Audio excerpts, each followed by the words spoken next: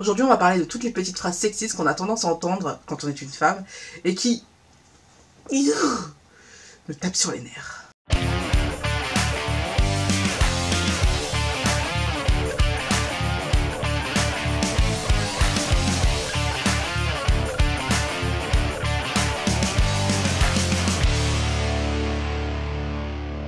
Vous êtes évidemment les bienvenus pour commenter cette vidéo, mais je tiens à rappeler, comme il s'agit d'un sujet un peu touchy, qu'ici, c'est la chaîne de la bienveillance et que donc les trolls, les insultes et toute parole malveillante, toute parole désobligeante sont absolument interdites sur cette chaîne. Du coup, je suis désolée, mais ce genre de commentaires sont tout simplement supprimés et j'ai une légère tendance à bannir de la chaîne les auteurs de ce genre de propos. C'est-à-dire que vous ne pourrez plus commenter mes vidéos.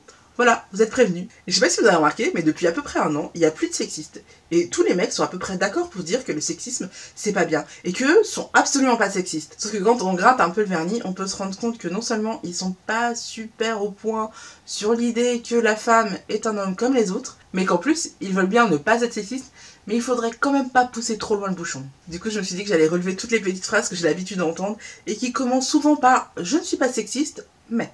Première phrase, je ne suis pas sexiste, mais... Oui, pour moi le sexisme, c'est un peu comme le racisme. Si tu commences ta phrase en disant « je ne suis pas sexiste, mais... », c'est sans doute que tu t'apprêtes à dire quelque chose un tantinet sexiste. Et la plupart des gens qui commencent par dire cette phrase « je ne suis pas sexiste, mais... », continuent en disant « il y a des limites quand même ». Bah non, ou tu considères que la femme est l'égale de l'homme, ou tu ne penses pas. Donc, si tu considères que la femme est l'égale de l'homme, et a exactement les mêmes droits et les mêmes devoirs et qu'elle peut choisir la vie qui lui correspond tout comme un homme peut le faire, bah tu n'es pas sexiste. Maintenant, si tu considères qu'il y a des limites à cela, t'es sexiste, je suis désolée.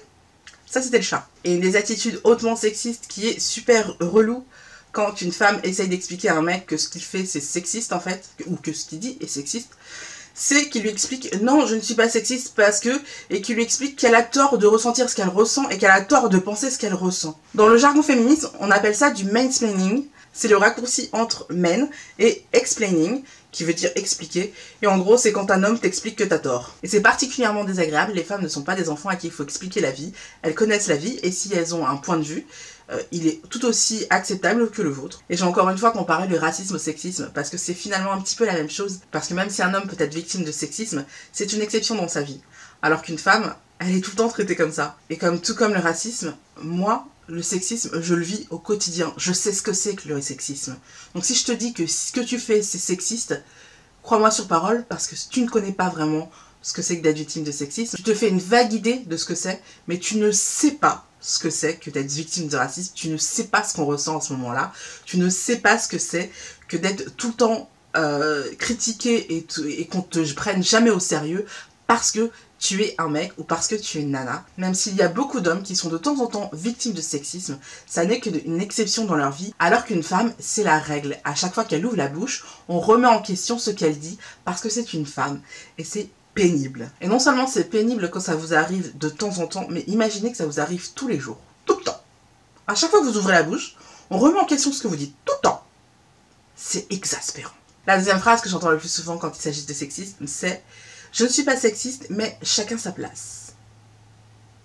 Et donc en gros, ça veut dire qu'il y a des tâches que les femmes sont plus à même de faire et des tâches que les hommes sont plus à même de faire. Alors je vais pas vous mentir, moi aller sur un chantier, ça n'arrivera jamais de la vie.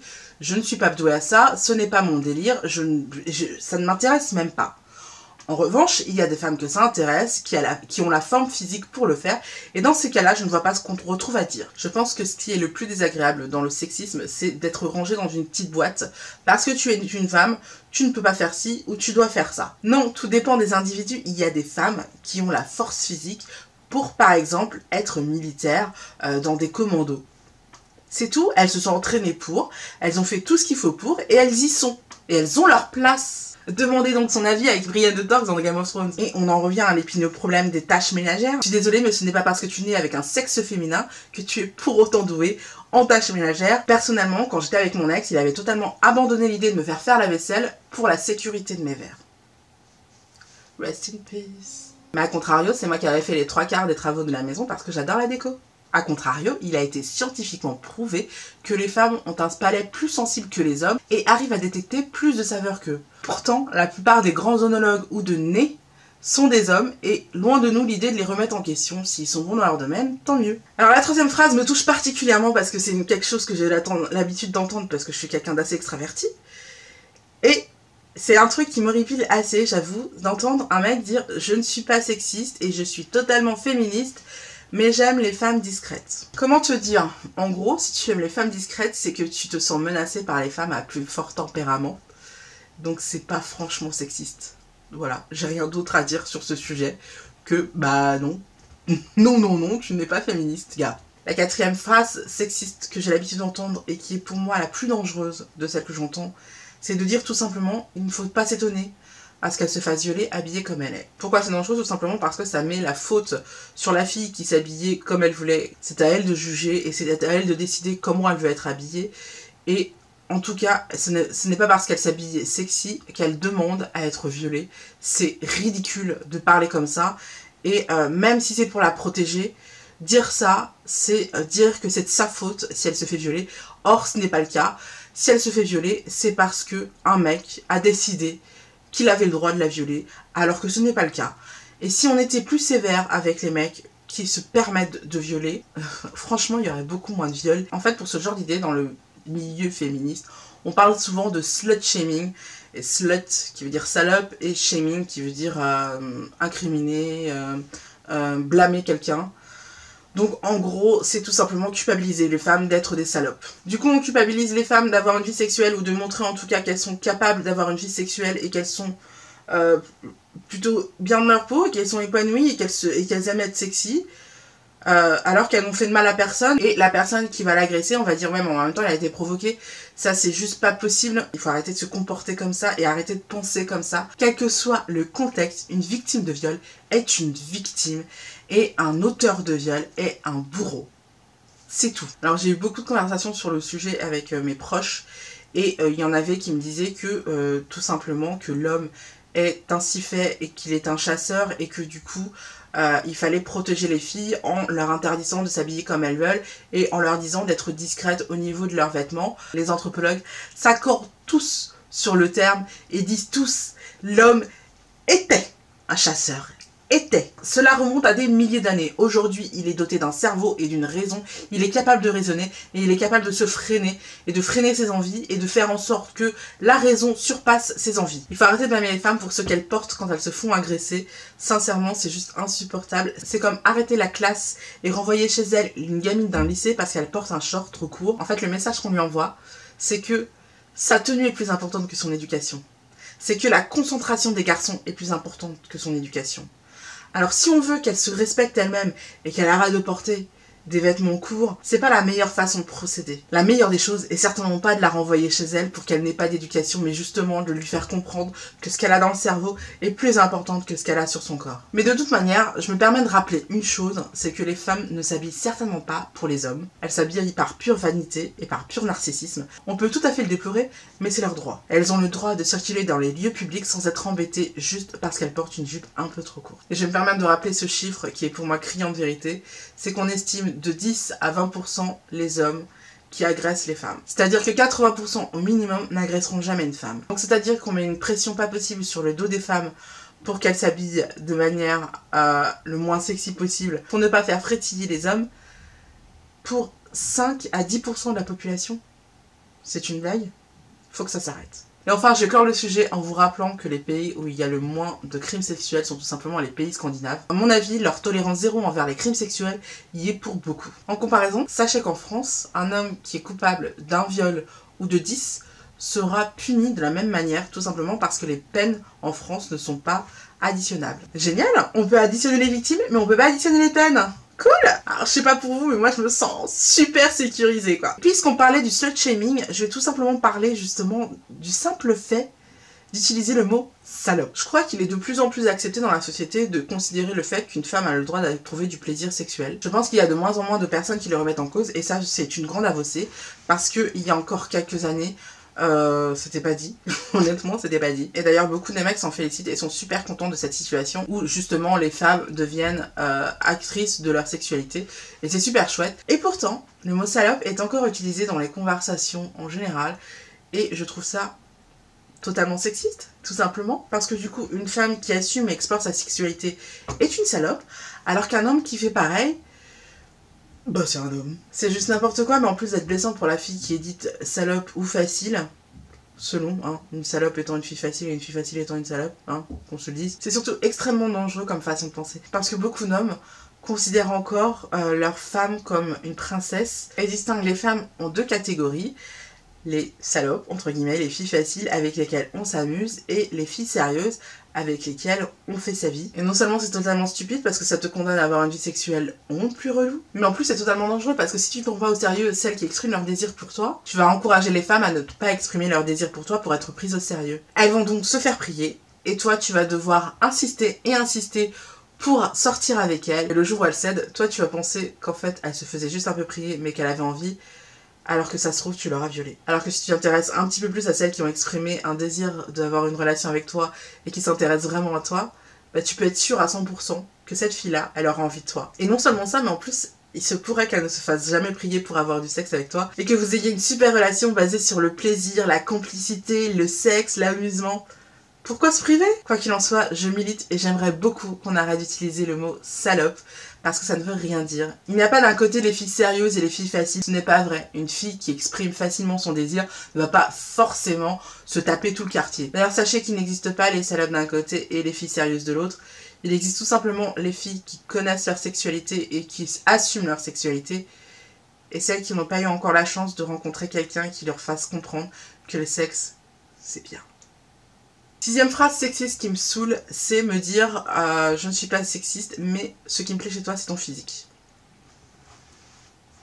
Et tout ce qui m'intéresse chez toi, c'est ton physique. Alors c'est pas chez tous les mecs, mais quand même, il y en a beaucoup qui te répondent quand tu leur demandes ce qui leur plaît chez une femme. Ils te donnent souvent tout un tas d'adjectifs uniquement basés sur le physique, auxquels ils ajoutent douce, câline, affectueuse et fidèle. Ce à quoi j'ai une légère tendance à répondre ah, comme un chien. Alors entendons-nous bien, je comprends tout à fait qu'on soit d'abord attiré sexuellement par quelqu'un en la voyant et en trouvant beau ou belle. Ça c'est tout à fait compréhensible. Mais ce que j'ai un peu de mal à comprendre, c'est pourquoi les mecs ont aucune idée du caractère qu'ils veulent que leur femme ait. C'est-à-dire qu'un mec ne te répondra jamais « Ah, j'adore les filles drôles. J'adore les filles intelligentes, tu sais, celles qui lisent beaucoup, avec qui je peux échanger et tout. » C'est super rare qu'on te réponde ça, quoi. Ce n'est pas la totalité des hommes et je remercie sincèrement ceux qui ne pensent pas comme ça. Mais pour beaucoup d'hommes, une femme est avant tout un objet d'ornement et il faut avant tout qu'elle soit belle. Et ça, je trouve ça dingue. D'ailleurs, je me souviens d'une petite anecdote que je vais partager avec vous comme ça, parce que je suis comme ça, je donne tout. Mais quand j'étais au lycée, en terminale, il y avait des mecs, une poignée de mecs en fait, qui se sont permis de faire un classement des filles les plus jolies et les plus baisables de la classe. Et ils n'ont pas compris que cela m'offusque. Mec, tu sais, je viens juste là pour aller en cours en fait. T'es pas obligé de me mettre dans un classement par rapport à mon physique ou quoi. Je t'ai rien demandé en fait. Why? En fait, les femmes sont pas des objets. Si on n'aurait pas l'esprit des nanas, je sais qu'il y a des magazines qui se permettent de faire des classements de ce type. En général, c'est des magazines masculins. Mais je trouve ça débile. Je trouve ça vraiment débile. Alors, une phrase que j'ai entendue souvent et qui m'a souvent déçue, en fait, parce que ceux qui m'ont dit ça, c'était des gens qui étaient proches. Et c'est encore pire, en fait, quand c'est quelqu'un de proche qui te le dit. C'est « Je suis pas sexiste, mais tu pourrais quand même être plus gentil. » Et quand je dis ça, en général, toutes les nanas ont compris de quoi je parle. Mais je vais m'expliquer pour les mecs qui nous regardent, ou pour ceux ou celles qui n'ont pas compris, parce qu'il y en a, il en reste, hein, j'imagine. Mais c'est quand on te fait une réflexion sur ton physique dans la rue, et que t'envoies chier la personne, on te répond souvent que tu pourrais être plus gentil. Et moi, ça m'horripile. Alors, on me dit souvent que c'est un compliment, et que je devrais me sentir honorée, et que je devrais remercier la personne qui me dit ça.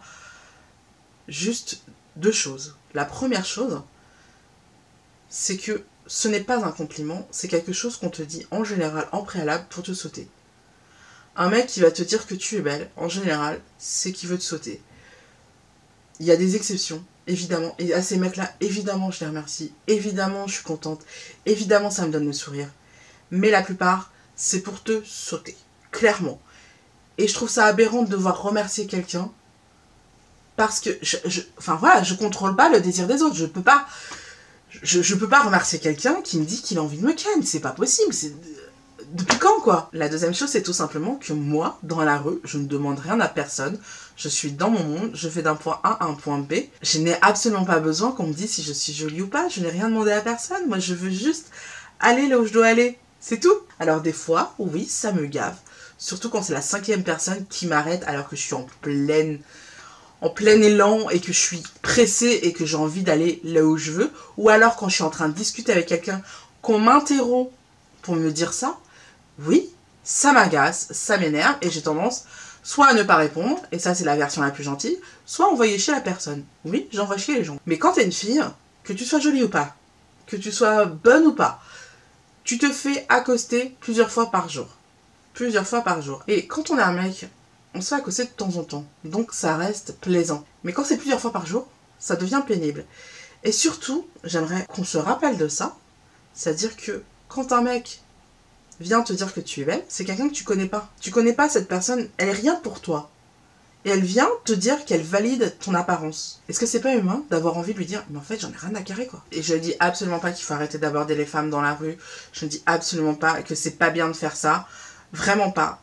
Je dis juste que c'est mon droit de ne pas être intéressée et c'est mon droit de ne pas répondre et c'est mon droit carrément d'envoyer chier parce que j'ai le droit de ne pas avoir envie et de ne pas être ouverte à ça. C'est mon droit. C'est votre droit de venir m'aborder, c'est mon droit de vous envoyer chier. D'ailleurs, ça marche aussi pour les sites de rencontres. Quand une femme décide, pour une raison ou pour une autre, que vous ne l'intéressez pas, vous ne l'intéressez pas, point. Il n'est absolument pas nécessaire de la critiquer, de l'insulter, juste parce qu'elle a considéré que vous ne correspondez pas à ce qu'elle recherche. C'est vraiment quelque chose de subjectif. Elle ne dit absolument pas que vous êtes quelqu'un de mauvais. Elle ne dit absolument pas que vous n'êtes pas assez bien pour elle. Elle dit juste que vous ne correspondez pas à ce qu'elle recherche. Et c'est absolument son droit. Et puisqu'on parle de site de rencontre, dire « envoie-moi un nude », c'est un peu sexiste quand même. Alors comme j'avais pas touché un site de rencontre depuis 6 ans et demi, ça m'a foutu une sacrée claque quand je me suis inscrite sur un site de rencontre et que une des premières choses qu'on me demandait quand on arrêtait le chat sur le site de rencontre et qu'on passait au SMS ou à WhatsApp, c'est de me demander des news. Alors le premier, tu dis non, c'est pas mon délire, c'est bon, merci. Il s'énerve, tu le recadres gentiment. Le deuxième, il te fait la même chose. Le troisième te fait la même chose. Et là, tu dis putain, mais ça devient une habitude. Les mecs ont l'habitude de demander des nudes aux nanas. Et les nanas les donnent en plus. Alors loin de moi l'idée de juger celles qui donnent des nudes aux mecs qui leur demandent. Franchement, chacun fait ce qu'il veut. Mais en ce qui me concerne, je ne suis ni une stripteaseuse, ni un canapé Ikea que tu peux voir sous toutes les coutures avant de l'acheter. Enfin, un peu d'éducation, quoi. Un nude, c'est comme une fellation, ça s'accueille avec plaisir, mais ça ne se demande pas. 9e phrase qui me saoule, c'est dire « Je ne suis pas sexiste, mais un rapport sexuel se termine quand l'homme a joui. » Eh bien, beaucoup d'entre nous pensent encore qu'un rapport sexuel se termine quand l'homme a joui, et ce, même si madame reste sur sa faim. D'ailleurs, l'explosion du compte Instagram T'as joui, dont je vous mets le lien en barre d'infos, montre bien l'importance du phénomène et à quel point les femmes aimeraient que leurs hommes s'intéressent un peu plus à leur plaisir à elles. Mais je crois que le pire, c'est quand les relations sont au préalablement établies comme étant purement sexuelles et qu'un mec se permet de ne pas te faire jouir et se fout de ton plaisir. Bah écoute, dans la mesure où tout ce que je demande c'est un bon vieil orgasme, la moindre des choses est de me faire grimper au rideau. Bon allez, je suis sympa. Pour les mecs qui nous regardent, je vous conseille le compte Instagram Jouissance Club et je vous mets le lien juste en barre d'infos. Comme ça, vous serez incollable sur le plaisir féminin. Enfin, dernière phrase.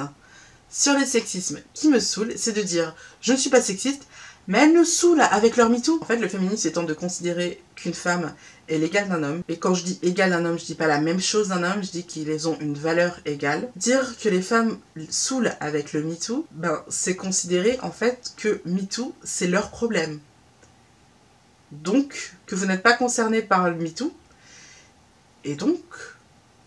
bah c'est sexiste. Parce que si vous considériez les femmes comme votre égale, vous seriez concerné par MeToo. Parce que MeToo s'adresserait aussi à vous, je veux dire, ça vous intéresserait parce que vous êtes concerné, enfin je sais pas, vous avez des femmes dans votre vie, non? Je comprends parfaitement que ce soit parfois compliqué pour un homme de trouver sa place dans ce nouveau monde où la femme en fait est son égale. C'est quelque chose d'inédit et je comprends que ce soit compliqué. Mais à un moment donné, il va falloir écouter ce qu'on a à vous dire et il va falloir écouter par quoi on passe. Et il va falloir comprendre que même si les hommes rencontrent évidemment des difficultés et évidemment des fois il y a des injustices, ils restent quand même des êtres privilégiés par rapport aux femmes. Et que ce n'est tout simplement pas acceptable. Il se trouve que les hommes ne connaissent pas la peur, la vraie peur, à en trembler, à se pisser dessus quand tu rentres chez toi et que le soleil s'est couché. La plupart des hommes ne connaissent pas ça. Toutes les femmes connaissent ça. À un moment donné, au lieu de les traiter d'hystériques, il va falloir comprendre pourquoi les femmes sont à fleur de peau par rapport à ce genre de sujet. C'est juste qu'on n'en peut plus. Et même si vous n'êtes pas personnellement responsable de tous les actes sexistes dont les femmes ont été victimes, ce qu'elles attendent de vous, en vrai, c'est que vous les écoutiez et que vous les réconfortiez. Pas par culpabilité, mais par compassion et par amour. Et voilà, cette vidéo a été hyper longue. J'espère qu'elle sera pas trop longue non plus une fois montée. En tout cas, moi je vous fais de gros bisous. Je vous dis à très bientôt. N'hésitez pas à vous abonner ou à regarder mes précédentes vidéos. En attendant, je vous fais de gros bisous et je vous dis à la semaine prochaine. Ciao!